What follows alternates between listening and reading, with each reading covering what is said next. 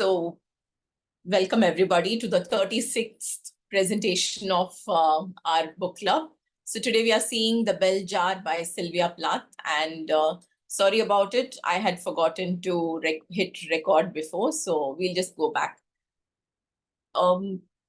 So I just wanted to issue this trigger warning before we started. We are going to be talking about suicide, domestic abuse, and miscarriage.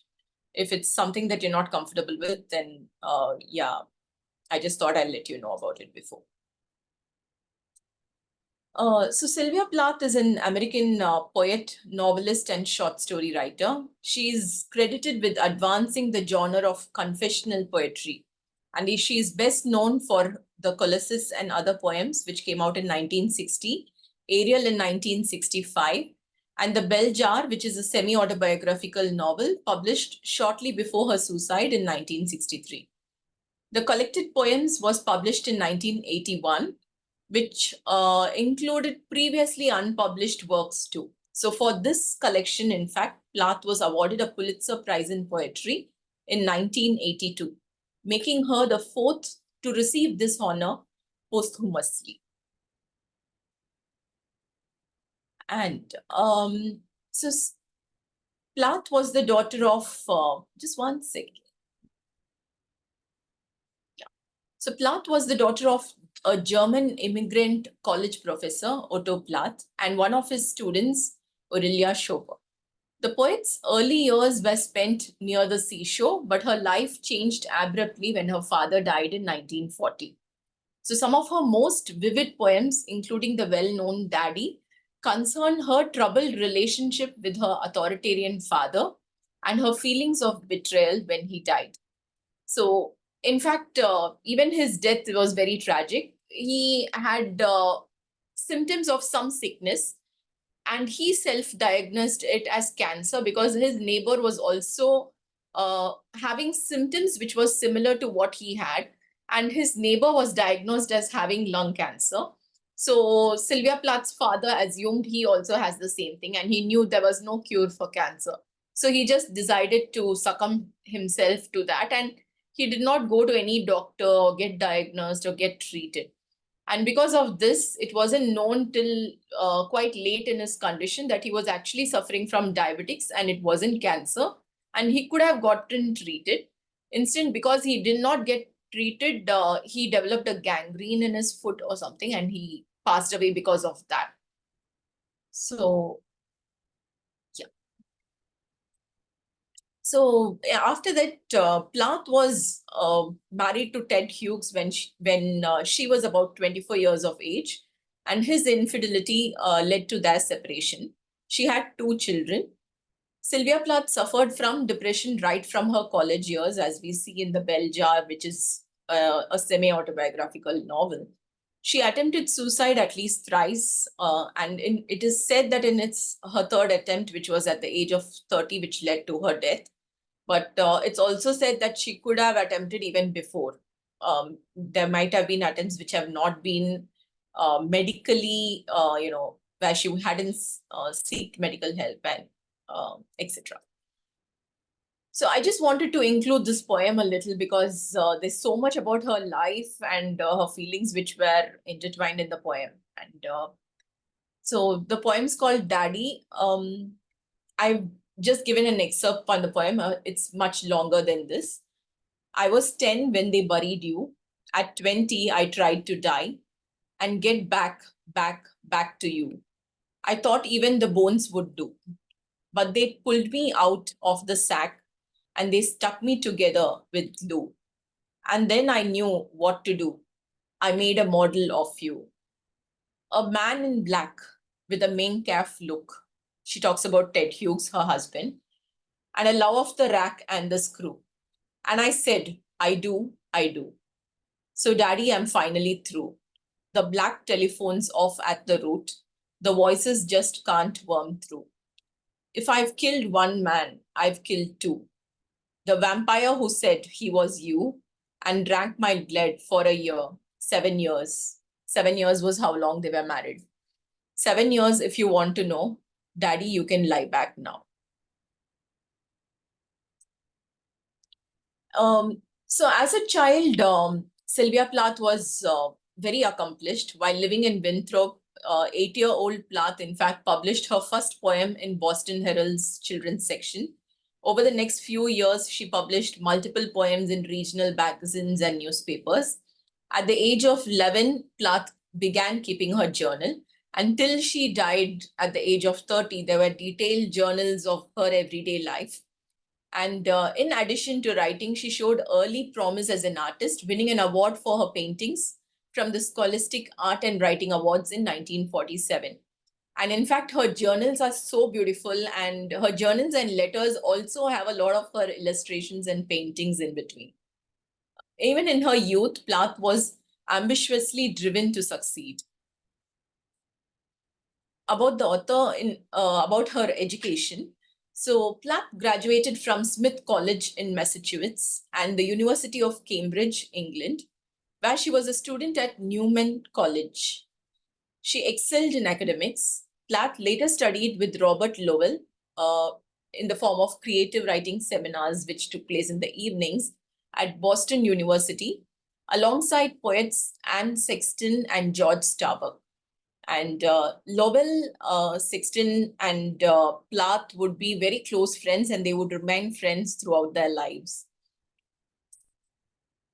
At Smith College, in fact, she was a very brilliant student, and she edited the Smith Review. After her third year of college, she was awarded a coveted position as a guest editor at Mademoiselle magazine, during which she spent a month in New York City. And this is those experiences at New York is what has been documented in the bell jar. The experience was not what she had hoped for, and many of the events that took place during that summer were later used as inspiration for her novel, The Bell Jar. So just to digress a bit, I had seen a passage where there is someone who was during this particular, this position in Mademoiselle magazine where she went with a lot of other students. One of the other students had mentioned that because of the bell jar, all these students, felt so ashamed and they felt so revealed by all that was written. Though she had changed names and other things, it was very easy to find out who was who mentioned in that. And this particular student had written that after Belja came out, in fact, her husband divorced her, and all those, even with those whom they were in touch or in those years, nobody could look at each other in the face, and it was quite disastrous for most of them who were there with her then. So, which is why initially the Belja was published under the name of a pseudonym, because she didn't want people to realize whom she's writing about. But it didn't help. Very soon it was published under her real name, and yes. So she was furious at not being at a meeting that the editor Cyril Abels had arranged with Welsh poet Dylan Thomas, a writer whose work she loved, according to one of her boyfriends, more than life itself. She loitered around the White Horse Tavern and the Chelsea Hotel for 2 days, hoping to meet Thomas, but he was already on his way home. So whenever there was something which was very disappointing to her, she couldn't take it at that time. And that was when the phases of depression were already starting in her life. So a few weeks later, she slashed her legs to see if she had enough courage to kill herself. During this time, she was not accepted into a Harvard University writing seminar with author Frank O'Connor, which is also an incident which appears in the bell jar. In one of her journal entries dated June 20th, 1958, she wrote, "It is as if my life were magically run by two electric currents, joyous positive and despairing negative. Whichever is running at the moment dominates my life, floods it." So this is an eloquent description of bipolar disorder, also known as manic depression. It's a very serious illness for which no genuinely effective medications were available during Plath's lifetime. On 15th July, when Sylvia came downstairs, this is, after she was rejected from the writing position at Harvard University, when she came home, on 15th July, when she comes downstairs, Aurelia, her mother, noticed that her daughter had a couple of partially healed scars on her legs. After being questioned about them, Sylvia told her mother that she had gashed herself in an effort to see if she had guts. Then she took hold of Aurelia's hand and said, "Oh, mother, the world is so rotten. I want to die. Let's die together."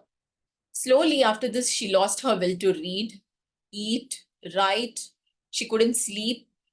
And this is when her mother enrolled her for the ECT treatment, the electro shock treatment for depression.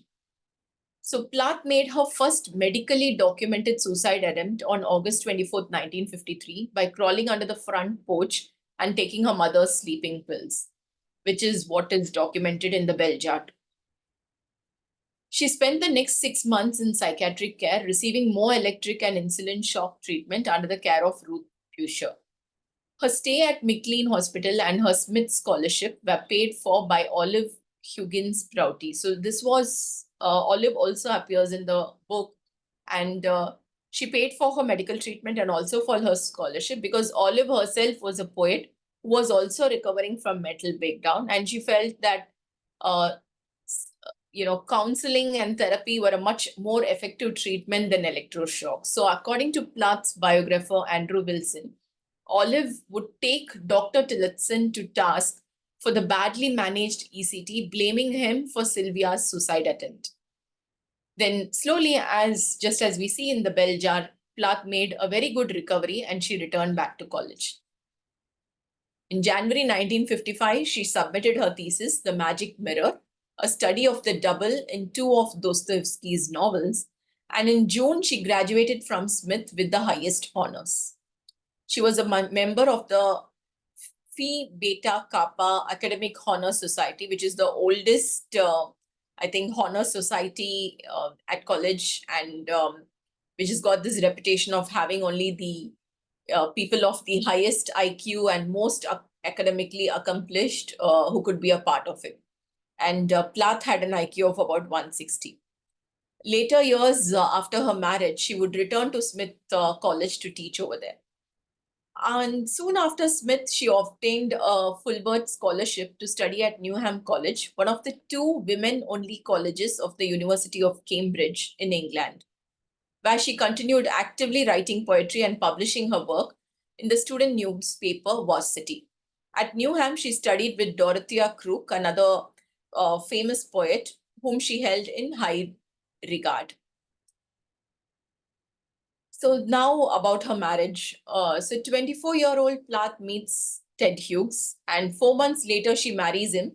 But initially they keep it a secret for some time, as they are worried she might lose her scholarship because she got married. In 1957, but slowly after they reveal it, and in 1957, Plath taught at Smith College, her alma mater. She found it difficult to both teach and have enough time and energy to write. And so in the middle of 1958, the couple moved to Boston. Plath took a job as a receptionist in the psychiatric unit of Massachusetts General Hospital. And in the evening, she sat in on creative writing seminars given by poet Robert Lowell. These were the seminars which I spoke to you about. So these seminars were also attended by the writers Annie Sexton and George Starbuck.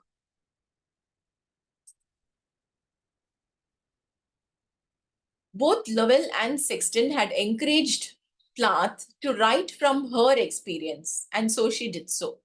She openly discussed her depression with Lowell and her suicide attempts with Sexton, who led her to write from a more female perspective. In fact, Anne Sexton herself had also attempted suicide in her childhood years. So in her, not childhood, maybe young adult years. So she could understand and she could relate to Sylvia Plath's agony too.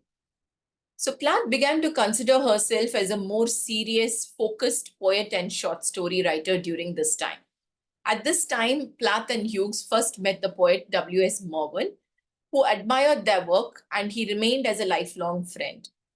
And again, Plath could feel herself slipping into depression. So she resumed psychoanalytic treatment in December, working with Ruth again with the same doctor. In December 1959, both Ted Hughes and Sylvia Plath moved to London. And that is where their daughter Freda Hughes was born in 1960. In April 1960, she delivers her child, and in October, she published The Colossus, which was her first collection of poetry. In February 1961, she had a second pregnancy, which ended in miscarriage. Decades later, much later, in fact, a letter is found which mentions where Plath has written to her therapist, mentioning that Ted had hit her a couple of days just before the miscarriage. And that is when it was, revealed to the world that, in fact, Ted Hughes also, physically had hit her, and there was domestic violence too. So she wrote many beautiful and touching poems about, this incident of losing a child. It really kind of shattered her once again. In August 1961, she finished writing The Bell Jar, and this is when the family moved to Court Green. So Court Green is this beautiful house they had in the small market town of North Totton. This was, the entire reason why they moved from London to this small town was because they wanted to live a very simple, focused life, which is focused only on writing, taking care of their children. And initially, they were quite happy over there. In fact, in January 1962, Nicholas was born. And in mid 1962, Plath and Hughes started to keep bees. And many of Sylvia Plath's poems are about bees. And also, though it seems like Ted is a quite a, I'm I don't want to use a very harsh word, but yeah, though Ted seems to be quite a not a very favorable character in her life, but it he had a very equal role which they played in the domesticity of their everyday life. So usually, Ted would take care of the kids and look after them, feed them, do everything in the morning, while Sylvia Plath used to write her poems and her stories.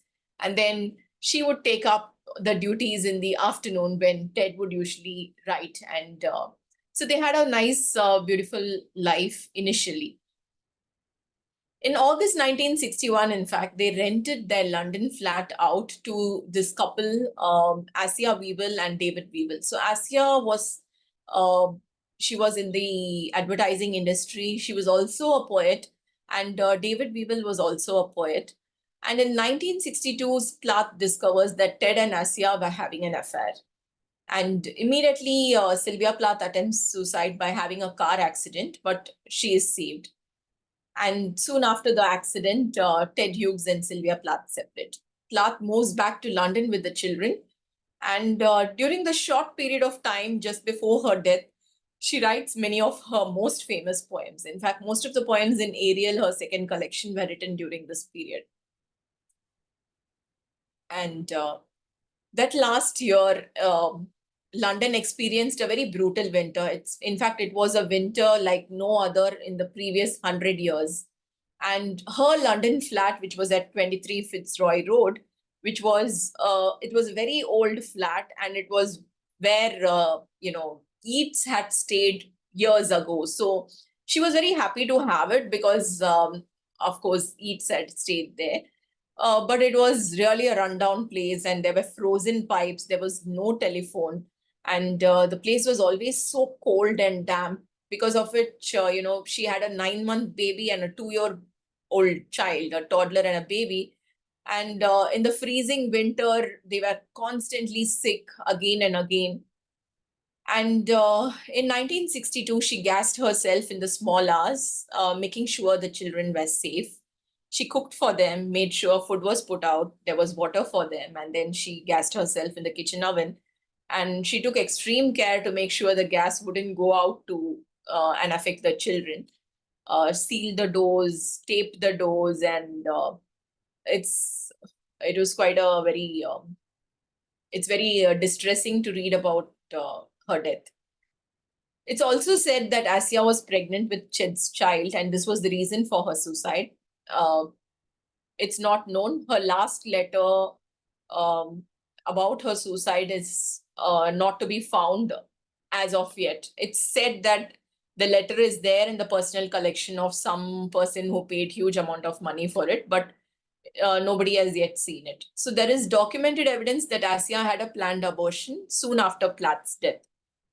So another reason which is mentioned in Ted's letters is that there was a new antidepressant medicine which she was given just before her death by a new doctor whom she had just started seeing in London.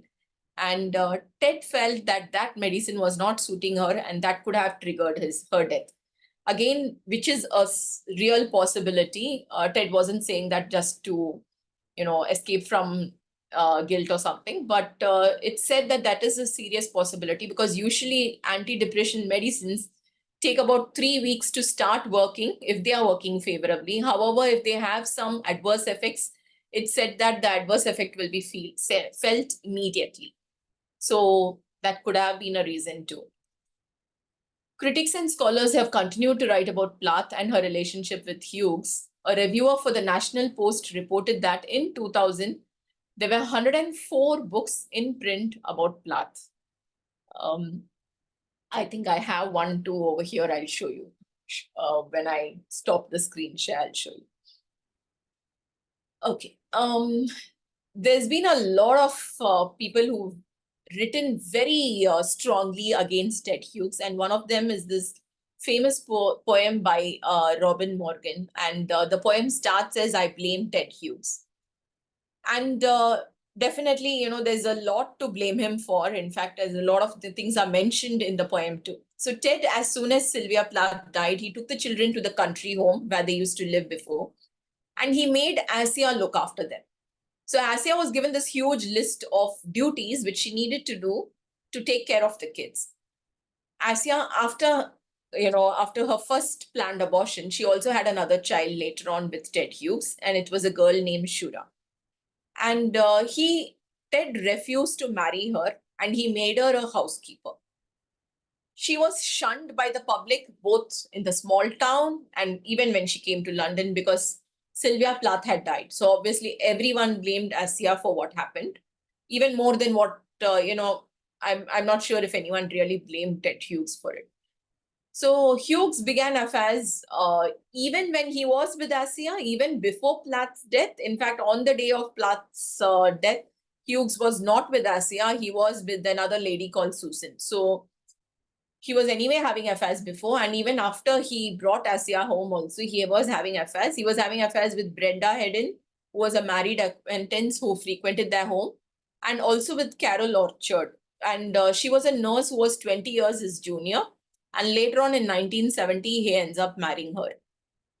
Asia killed herself and her 4-year-old daughter Shura in their London home in a very similar manner to Plath. And this infuriated many feminists and fans of Plath, and there was a strong hatred against Ted Hughes. And Ted Hughes had chosen the tombstone for Sylvia Plath, and her name was written as Sylvia Plath Hughes. And often people would go and scratch out Hughes from it, and then Ted would have them remove the gravestone and then again rectify it and put it again. And very soon, immediately, the second day, there would be someone who comes and scratches it out again. So later on, after some time, he removed the tombstone as well completely, which again there was a lot of hue and cry because they felt he had no right to do that. And another reason why people were very angry with Ted was Sylvia Plath had already applied for divorce from Ted. However, before the divorce could go through, they were already separated. She had applied for divorce, but before they could go through, she passed away. So as soon as she passed away, in paper, she's still married to Ted. So all her personal effects, her poetry, her works, her diaries, and everything went to Ted. And even in fact, the last manuscript Ariel, she had chosen a collection of poems and she had them in a particular order in which she wanted them to be published. So even that was changed by Ted. He took out 14 poems, he put in some 13 poems which pleased him, and then he changed the order to a chronological order. He did all those things, and then the manuscript carries these words, written by her, by Sylvia Plath, edited by Ted Hughes. And so all this made people very angry. And when later on Sylvia Plath's journals were published, the very last journal which she had written, which was up to the day of her death, the very last book was destroyed by Ted. So so till then we know what happens, but the very last book was destroyed by Ted, and he said, I don't want my kids to read it. And while it does seem right, but as a public figure, it did not seem right, that to give him that right to do that, I guess. I'm not sure what is the exact word to say there.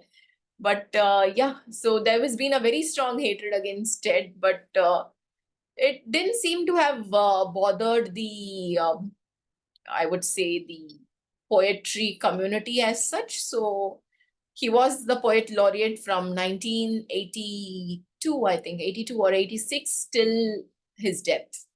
So, yes. Okay. Another interesting thing about Sylvia Plath and her death was that there was a lot of awareness about suicide during this period of time, and her death kind of added to this awareness. And there was this feeling that poets are becoming more susceptible to mental illness when compared to most other, writers, creative writers.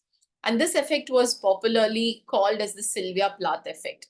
And a lot of research was done and is still being done about this specific kind of, mental illness, which is more prevalent among the poets, and it's known as the Sylvia Plath effect. And in fact, not only did Sylvia Plath, a poet, commit suicide, even Asya Weevil, another poet, she also committed suicide. And later on, Annie Sexton, whom we saw as the close friend of Sylvia Plath, who had attempted suicide in her young years, she also later on dies by suicide.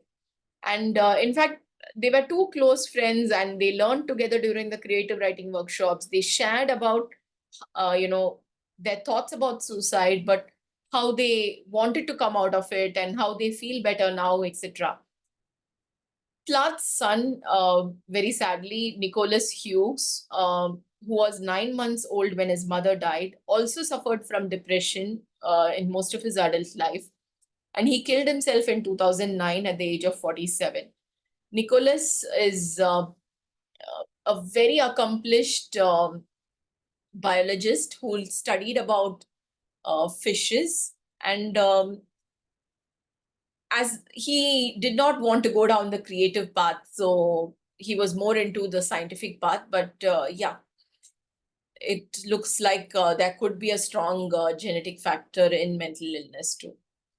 Annie Sexton, soon after Sylvia Plath's death, she wrote a poem for, titled Sylvia's Death. And I just wanted to share a small passage from it.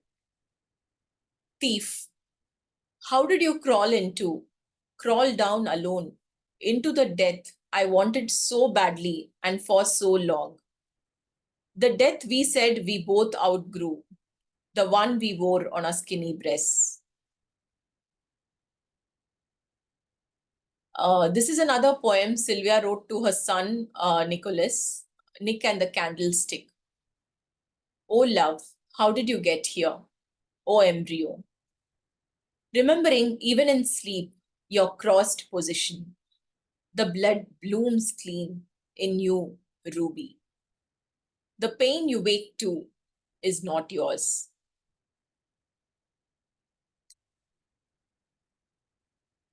Sylvia Plath's poetry is there's a huge collection of her poetry, and it's really amazing. And it's really, you would feel like reading it. It really feels like you're reading into her journals more than as a form of poetry. So she wrote about very, very simple little things which happens in her life around her, and so her poetry is in fact very widely appreciated. In the New York Times Book Review, Joyce Carol Oates described Plath as one of the most celebrated and controversial of post-war poets writing in English. Intensely autobiographical, Plath's poems explore her own mental anguish, her troubled marriage to fellow poet Ted Hughes, her unresolved conflicts with her parents, and her own vision of herself. On the World Socialist website, Margaret Rees observed, whether Plath wrote about nature or about the social restrictions on individuals, she stripped away the polite veneer. She let her writing express elemental forces and primeval fears. In doing so, she laid bare the contradictions that tore apart appearance and hinted at some of the tensions hovering just beneath the surface of the American way of life in the post war period. Oakes put it more simply when she wrote that Plath's best known poems, many of them written during the final turbulent weeks of her life, read as if they've been chiseled with a fine surgical instrument out of Arctic ice. Dictionary of Literary Biography essayist Thomas McLellan wrote, at her most articulate, meditating on the nature of poetic inspiration, Plath is a controlled voice for cynicism, plainly delineating the boundaries of hope and reality. At her brutal best, and Plath is a brutal poet, she taps a source of power that transforms her poetic voice into a raving avenger of womanhood and innocence. Now, let's start with the book which we are here for, The Bell Jar. So, why is Bell Jar important? So, the Bell Jar addresses the question of socially acceptable identity. It examines Esther's quest to forge her identity, to be herself rather than what others expect her to be. Esther is expected to become a housewife and a self sufficient woman without the options to achieve independence. Esther feels she is a prisoner to domestic duties and she fears the loss of her inner self. The Bell Jar sets out to highlight the problems with oppressive patriarchal society in mid 20th century America. We see in Bell Jar a double standard for women and men's sexual lives, different expectations for male and female careers. Her mother's insistence that she learn shorthand implies her faith in a low-level, traditionally female secretarial career. At the other end of the spectrum, JC, Philomena Guinea, Dr. Nolan, and Dr. Quinn demonstrate an alternative path, pursuing careers which are outside the domestic sphere, and they encourage Esther to do so as well. But many of the novel's male characters reinforce the gross gender inequality in Esther's society, and they treat Esther and the women around them with pronounced sexism. Throughout the novel, Esther internally muses about sex, virginity, and the expectations on her as a woman therein. A major plot point in the later chapters is Esther being provided a contraceptive implant by a doctor, which allows her to lose her virginity without the fear of falling pregnant and thus being expected to become a parent before her time. Earlier in the novel, Esther criticizes the double standard of the expectation that she remains a virgin for Buddy, who intends to marry her, while Buddy was able to have a casual sexual relationship with another woman earlier in his life without consequence. Esther also remarks about her fear of marriage and the constraints a typical marriage of the era would have on her identity and personal goals.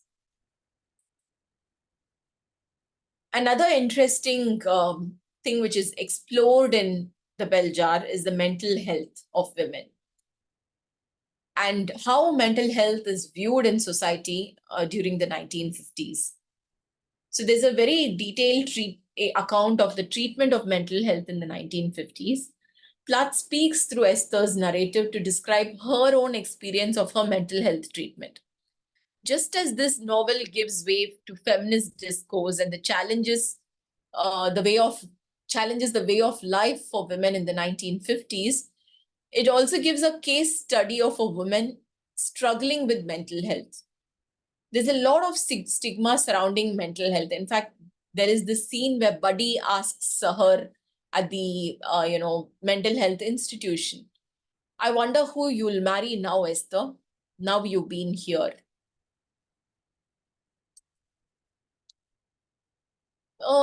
What kind of reception the bell jar got? So Plath dies about a month after the publication of the novel. So initially it was published under a pseudonym.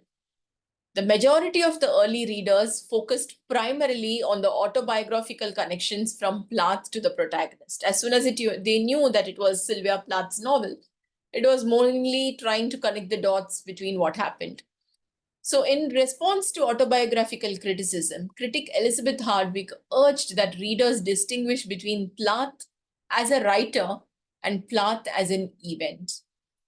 So Robert Scholes, writing for the New York Times, praised the novel's sharp and uncanny descriptions. On November 5th, 2019, the BBC News listed The Bell Jar on its list of the 100 most inspiring novels. It is said that Sylvia Plath considered The Bell Jar as a testing ground for her poems. It is, according to the critic, one of the few American novels to treat adolescence from a mature point of view. It chronicles a nervous breakdown and consequent professional therapy in non-clinical language.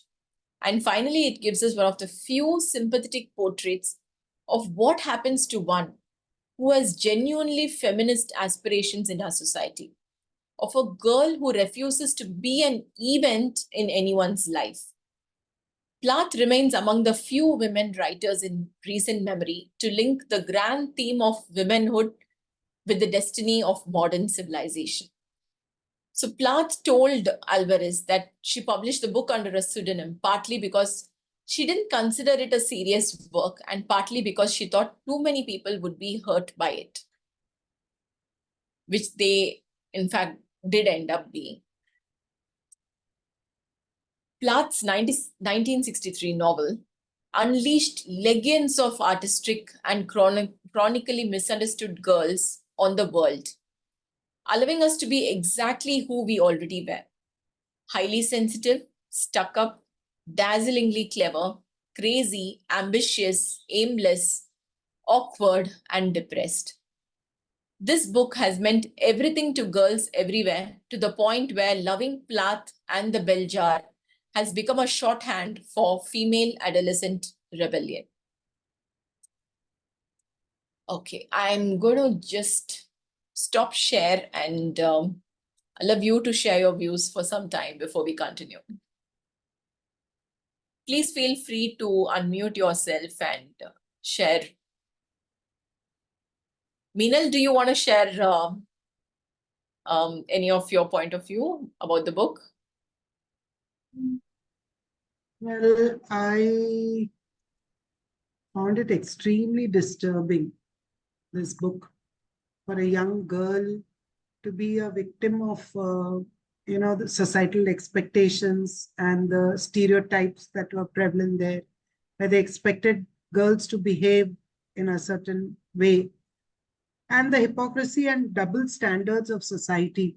For instance, her boyfriend, or that friend, Buddy Willard, he could, have casual flings and then be extremely nonchalant about it and carry on, having his affairs or flirtatious behavior with others. Whereas they expect the girls to be very like prudes and virgins at the time of marriage. So that double standard and hypocrisy of society, I found all that very disturbing, that for a young girl had to, endure so much because of societal norms and expected, and particularly living in a patriarchal society. So that was very disturbing, but of course, it's extremely realistic. And we, to a large extent, we find that prevalent even in society today, even in our own country and in our own culture. So that I found extremely disturbing. That for a girl who had such a brilliant career, such a brilliant future ahead, and even in her real life, for her to be involved with this poet, Ted Hughes, I think there was a lot of age difference also. Yeah. And then for her to, go through the Mm. depressive tendency and eventually commit suicide, and even to be admitted into a mental asylum and an institution like that, it was a taboo in those days, which Correct. even her mother is extremely ashamed of, and doesn't want. Almost we can get the impression that she's almost washing her hands of her daughter. So all that I found extremely disturbing. Yeah. Mm. In fact, as soon as the book was published, there was a lot of backlash against her mother too, because she's been quite, explicit in the bell jar about the kind of relationship which she has. So her mother, in fact, published a collection of her letters, which Sylvia Plath had written to her mother from the university and from even from the mental health institution, from the asylum and all. And again, those letters were another, revelation into um, more people could. She thought it would set right the impression that the public had of the mother, but in fact, it again led to more detrimental, view of how her mother had been. So yes, it's been Yeah. very different times, I guess. And yeah, like what you said, there's not much which has changed even now. Yes. True. Okay, let me share screen and then we'll come back once again to the discussion.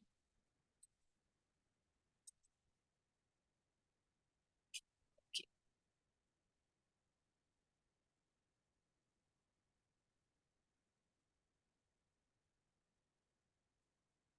So the bell jar has also faced some criticism, especially in, I would say, in more recent years or in the more recent decades.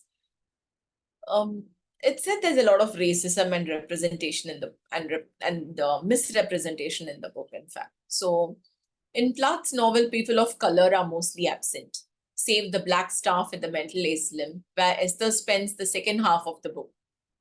But in their absence, the idea of people of color become prisms through which Esther can see herself and her friends. Esther's friend Doreen, who represents her temptation to become a bad girl, is described as being dusky as a bleached blonde negress. Esther herself is yellow as a China man, her jaundiced skin representing her queasy unease in the big city. After Esther stumbles home from a dissolute night with Doreen, she gets into the elevator and feels oppressed by the person she's sharing it with. A big, smudgy eyed Chinese woman staring idiotically into my face. So, all this, has led to a lot of anger against Beljar and against Sylvia Plath in more, I would say, in the more recent years. And also, there's a lot of in a lot of her poems, she talks about the Nazism and Hitler and Maykaff in a very flippant manner, you can say, in a way. And that has also led to a lot of distaste in her poetry too. But I think again, those were different times. So it's a little difficult to see things from the lens which we view things now. So coming back, um, the bell jar itself is a symbol over here. So the bell jar symbolizes mental illness and it gives the novel its title. So it's Esther's own metaphor for describing what she feels like while suffering her nervous breakdown. So no matter what she is doing or where she is, she sits alienated under the same glass bell jar, stewing in my own sore sa air. So though she can see through the transparent glass to the world beyond, the glass jar distorts the image of that world, leaving the suffering viewer with a warped understanding of reality. So after undergoing electric shock therapy and analysis at the mental asylum, Esther feels the bell jar lifted. However, even as she welcomes health, she fears a future redescent of the bell jar and wonders whether other bell jars also imprison the seemingly sane people around her. Um, so Sylvia Plath expresses the difficulties Esther faces and parallels her struggle with depression and illustrates it using various symbols. And one of them, of course, is the bell jar, but you also have the symbolism of the fig tree, mirrors, a beating heart. So you always have those words, I am, that the beating heart says. And the bell jar, okay, this is something which personally it reminded me. So bell jar usually reminds me of the bell jar in Beauty and the Beast. And there too, a rose is trapped in a bell jar and it counts its life petal by petal. And I felt somehow that kind of ties so much with Sylvia Plath's life. So Beauty and the Beast is a story where death can be averted by finding true love. And that was the one thing that Plath desires to, but she fails to find in her life. So I know this sounds very fantastical, but yeah, that somehow this just felt like something very, I think in recent years, bell jar for us resembles the Beauty and Beast bell jar. So which is why I felt both the stories were tied together. So about the bell jar, these were some references about the bell jar in the book. So wherever I sat, on the deck of a ship or a street cafe in Paris or Bangkok, I would be sitting under the same glass bell jar, stewing in my own sa air. The bell jar hung, suspended, a few feet above my head. Put the past away like a bad dream. But Esther thinks, to the person in the bell jar, the world itself is the bad dream, and she can't forget any of the experiences. The other symbolic reference is mirrors. Mirrors symbolize identity, and Esther's reflection in and relation to mirrors throughout the novel follows the loss of her healthy self to mental illness. So Esther's inability to recognize herself in the elevator reflection at the Amazon, the compact mirror in JC's office, and the mirror that a nurse hands her at the city hospital illustrates Esther's slipping grasp on her own identity, which is profoundly distorted by her suicidal depression.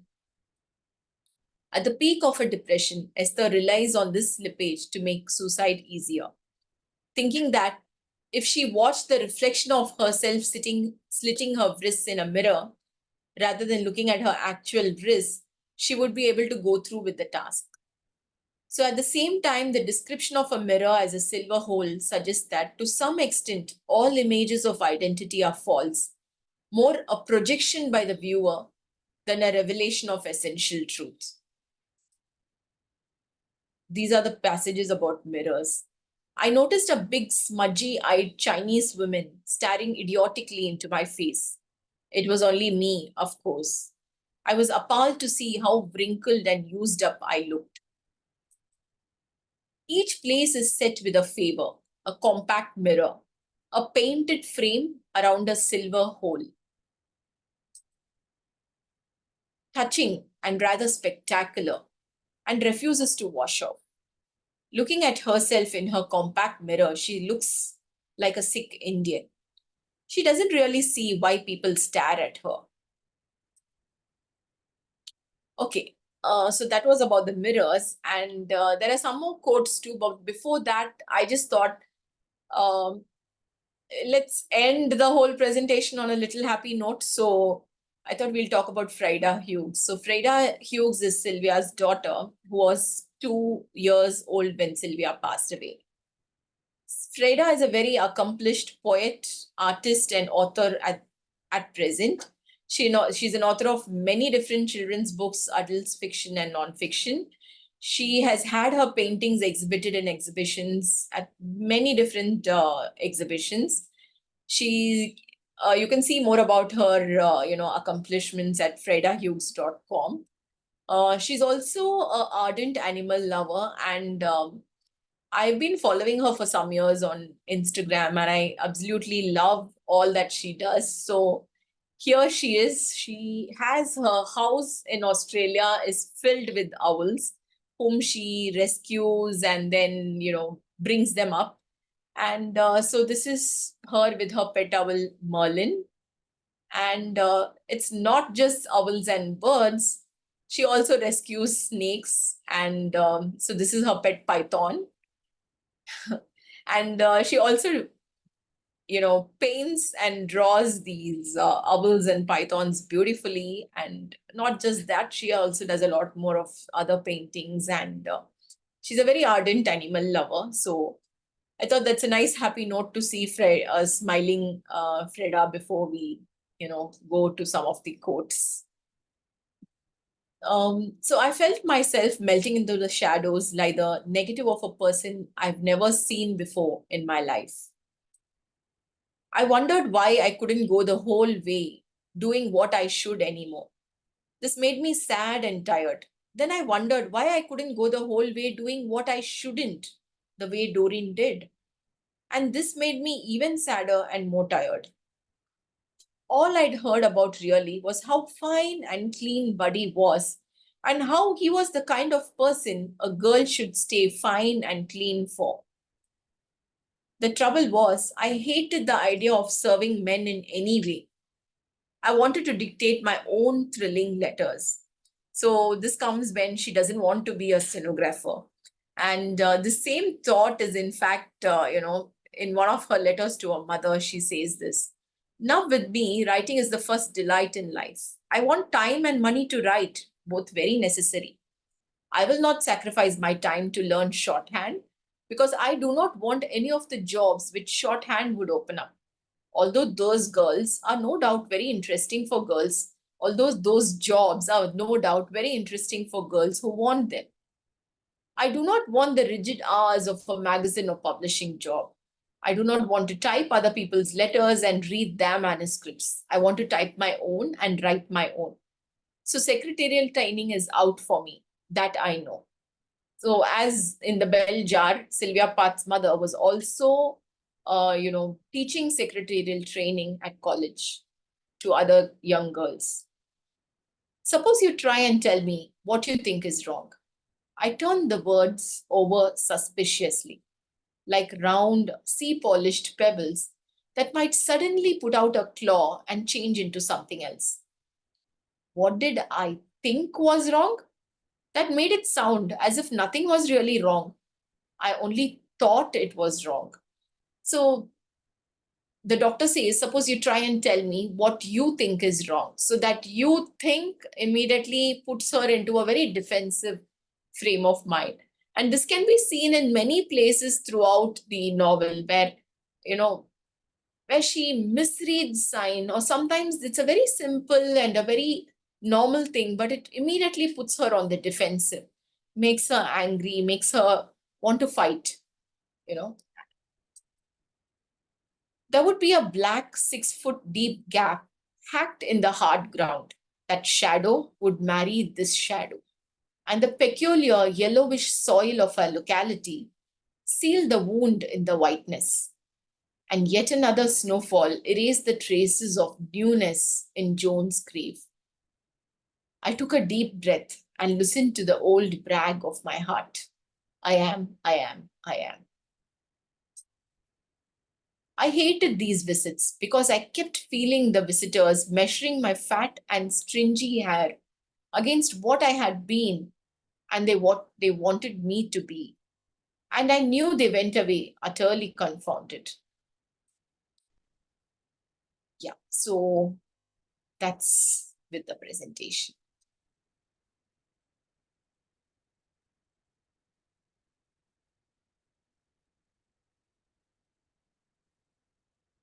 Um, this was one of the, I think, the toughest presentations to make for me personally. There was so much of information and also very emotionally draining too. Yes. So please feel free to unmute yourselves and share your experiences of reading the Bell Jar. Shamal Ravji, would you like to share something? Yes, ma'am. Thank you.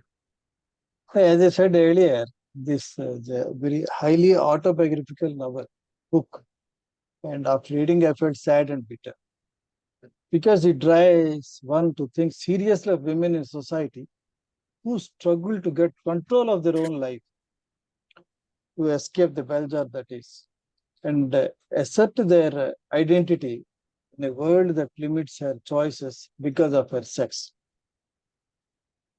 The novel is about America in 1950s.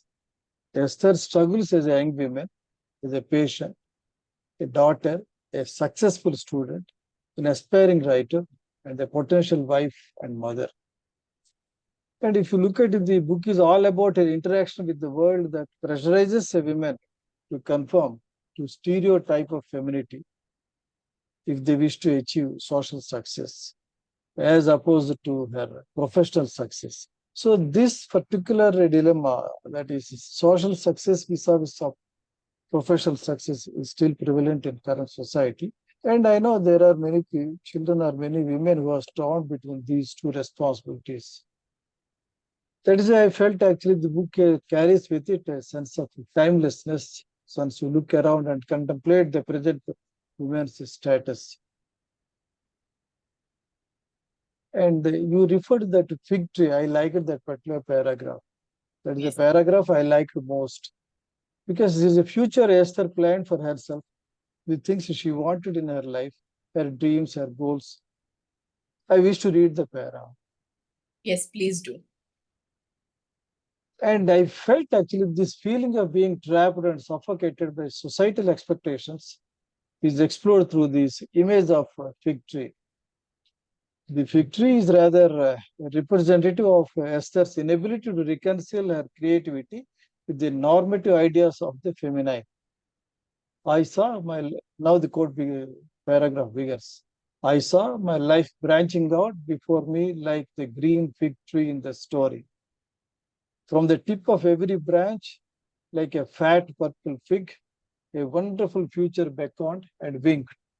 One fig was a husband and a happy home and children, and another fig was a famous poet, and another fig was a brilliant professor, and another fig was E.G., the amazing editor, and another fig was Europe and Africa and South America, and another fig was Constantine and Socrates and Attila, and a pack of other lovers with queer names and alphabet professions.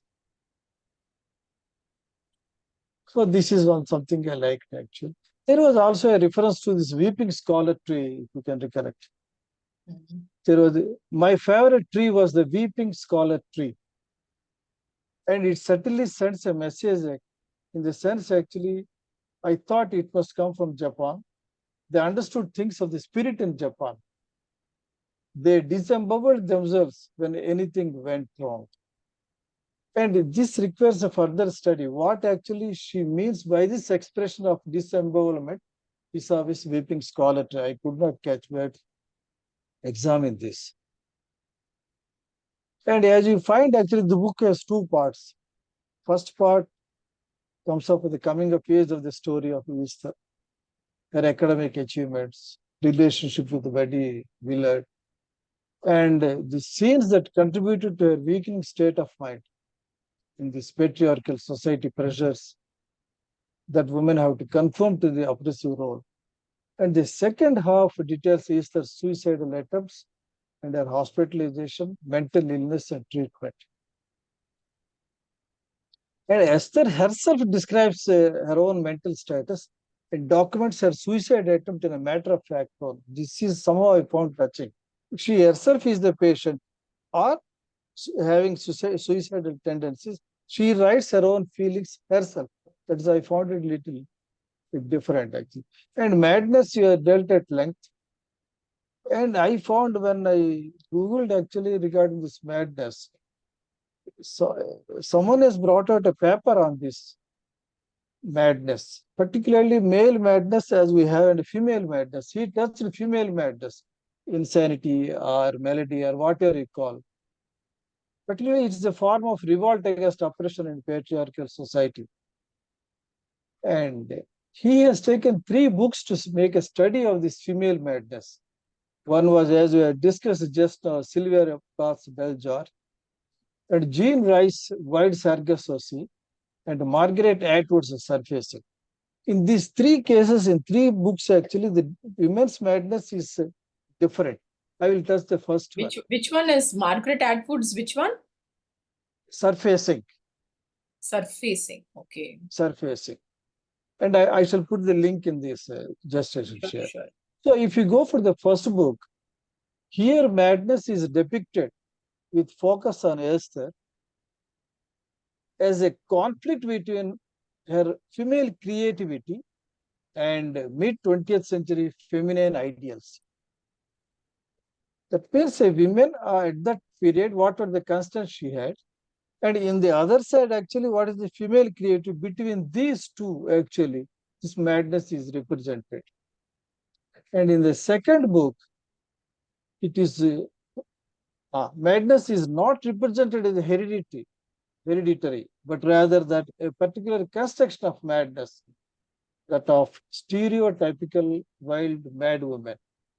In this case, madness is imposed upon her because the woman gets abandoned by her husband and has been cast as insane by her husband. This is the second book. And the third one, the madness, that Atwood's book, madness is attributed both to her abortion as well as to the realization of her own complicity in the patriarchal oppression of women and nature. So this is a good paper actually. If one reads it, one can have a fair idea of madness in women, how it has been reflected in the novels. And Beljar Simu you have suggested actually. And another opening paragraph I thought you will be touching. This Rosenberg's. Very first paragraph. Rosenberg's, I was not aware of that. I had to Google and found out that he was a US citizen and electrical engineer. And he acted as a Soviet spy and who passed on the information to Soviet Union. In 1951, that was the case. In 1951, they were tried and convicted for this espionage, charge of espionage. And because their classified information was shared with them, and they were executed through electrocution in 1953. Oh. If you look at it, that is the link. And if you look at it, second part of the book, and Esther is subjected to electroconvulsive therapy, which you have touched very well, ECT. Correct. So perhaps this is what she tried to link her own mind vis-a-vis this Rosenberg's case. This I found out. That was important link actually. And quotations. And do you know what a poem is, Esther? That Ballard asks. And then he replies, Esther says, no, I said, it is a piece of dust. So in the eyes of that Ballard, poetry is dust. And another quote, which is realistic. If you expect nothing from somebody, you are never disappointed. Correct. That is one.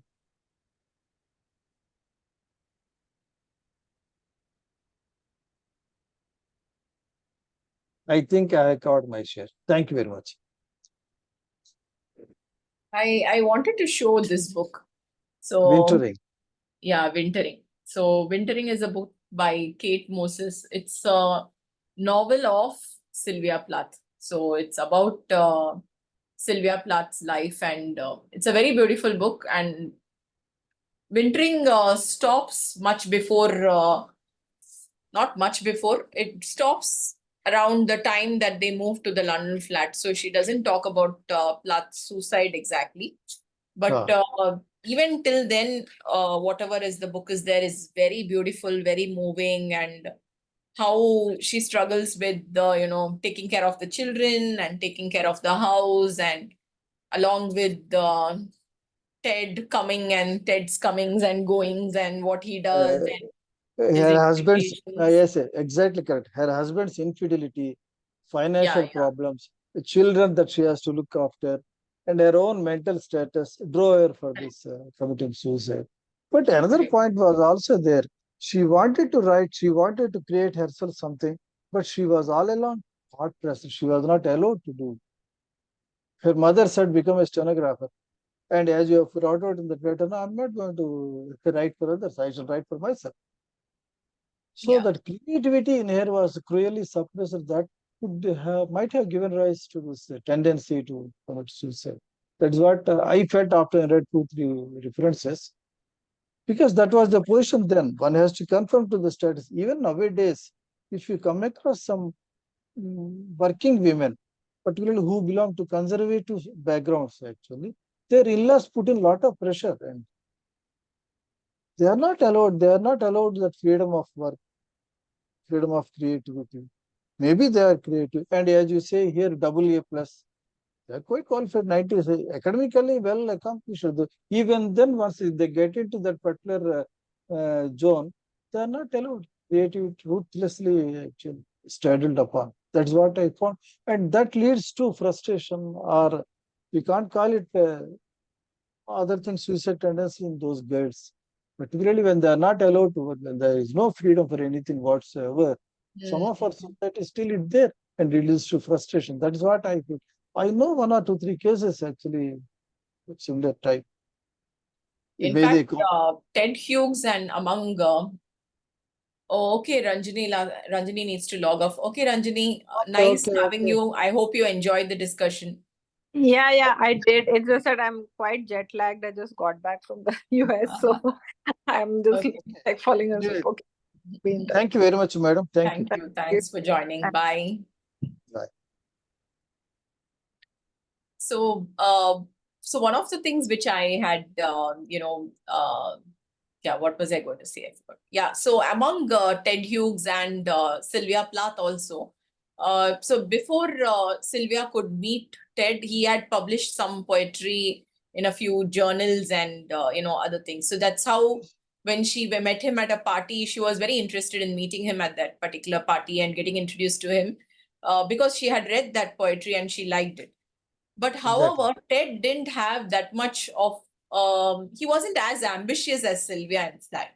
So though they used to write to poetries to each other, share their favorite poems and other things, but Ted, in fact, he goes away to join the army. 2 years he serves in national service and all that. And that's the time he spends in reading a lot of Shakespeare and reading and rereading Shakespeare and everything. So he, in fact, is not very ambitious driven. And Sylvia, in fact, takes up his first collection of poetry, and it is she who ships it away to a publisher. And Ah, ah, immediately it is accepted, and he wins an award for that. That is exactly. how his career itself gets launched. Ah. In other words, while on one side Sylvia Plath is very intense, in the other side Yeah, we find him casual. correct. Very creative, poetic, intense. That's what you find with Sylvia Plath's personality. And definitely on the other side, a womanizer, I should not call it, but that's what has been threefold. So he is casual in his approach. So there is an initial mismatch, and that Correct. definitely has to fail. The problem is even after her death, also the man doesn't get minded. He continues with the same wayward things. Correct. Correct. So Even it is a before her death itself, despite, she doesn't get that much of time to spend with writing. But yes. he tends on, that is the first foray he has into winning an award and everything. Soon Ah, after, it gets built up again and again, and he grows really exponentially in a very short period of time. He starts growing. But her career is quite a slow and stalled growth. exactly. Yeah. Exactly. And along with that, he tinkers her creative output. Mm. He changes the order, he publishes, he removes one, and that last letter he doesn't put. That means he's not a man of conviction or truth. That is, he's a, Yeah. before that. And we come across several such people. Nowadays, they are there. Correct, correct. Maybe it But is because of one good competition. thing about what is shared is that he did not take a single penny from whatever came as the earnings from all the sales of her book. He set up a fund for the kids, and he gave it all to Frida and Nicholas. Okay. That I do So, not know. so I was that not they aware say. of that. And in fact, both the children, both Frida and Nicholas, in fact, they completely adored him. And even after the mother's death, and so he took care of them very well. And they were both in complete awe of him, and they Ah, really loved their father. And uh, though they had a very short period of time with the Asia, and Asia also dies very quickly, very soon. She also commits suicide with her child. But so, after that, he actually marries this Carol, who ah, is about 20 years his junior. And junior in fact, nurse. it is said that Carol also took very good care of Freda and of Nicholas. She was also a very caring and a very loving stepmother, Hmm. which they had, whom they had. So Possible, possible, possible. Why? Because they don't have any interaction with their mother. They hardly know who their their mother mother, was, how yeah, is she, they don't what know is the their mother. affection. So they have some substitutes. Naturally, they have to divert their attention or love or Correct, affection towards correct. the happens. One who lose their Yeah. mothers in an early stage, whoever substitute comes, they get attached to it, to those. That happens psychologically also. That is possible. And in fact, it is also said that Ted would everywhere. One of the reasons why Asia died, also another thing, was he used to be so proud about Freda and Nicholas. He used to show off his children everywhere, talk about them and everything. But he never gave that same kind of love and attention to the third child, Okay. whom he had with Asia. So that is Uh, also said. uh, Maybe he's a typical He personality never from accepted in public that that is this the was thing. his child. Uh, because public have started viewing it from Sylvia Plath's angle. Rest of Correct. things, what he did, I did not do. Because she is a lot, what I call important or Correct. literary figure than him. She made a name actually. You, He wrote a book. I think it's called A Birthday Song or something, which is a collection of about 80 poems that he had written uh, acha, after Plath's death over the years, which or he hadn't published for a very long time.